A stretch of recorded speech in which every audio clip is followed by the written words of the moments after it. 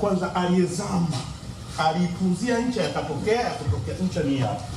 Anasema Bwana Mtume Muhammad sallallahu alayhi wasallam, abshiru, pateni habari njema, fa inna hadha alqur'ana tarafuhu biyadillahi wa tarafuhu biaidikum, hakika ya Qur'ani hii ncha yake moja ipo kwa Allah na ncha yake ya pili ipo kwenu nyie.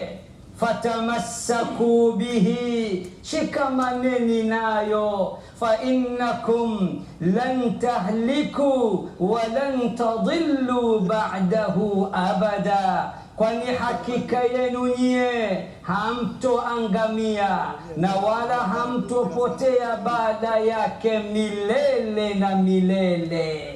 Qur'ani hii ina ncha mbili tu, moja ipo kwa Allah na ya pili ipo kwetu sie.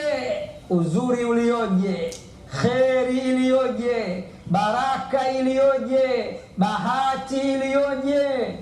Tushikamane nayo, tuienzi, tuithamini, tuitikie na tuikombatie, ncha kwa ncha, bega kwa bega, mkono kwa mkono, mguu kwa mguu, hadi kwa Mkapa. Sasa ncha kwa ncha, mkono kwa mkono, mguu kwa mguu, mpaka kwa Mkapa.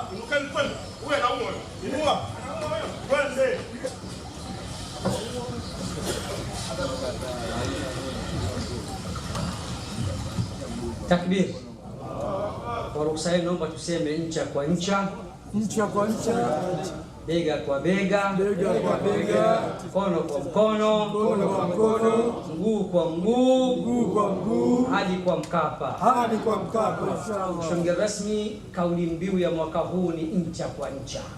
Kama tulivyosikia hadithi ya Mtume, Qur'ani hii ncha yake moja ipo kwa Allah na ya pili iko kwetu.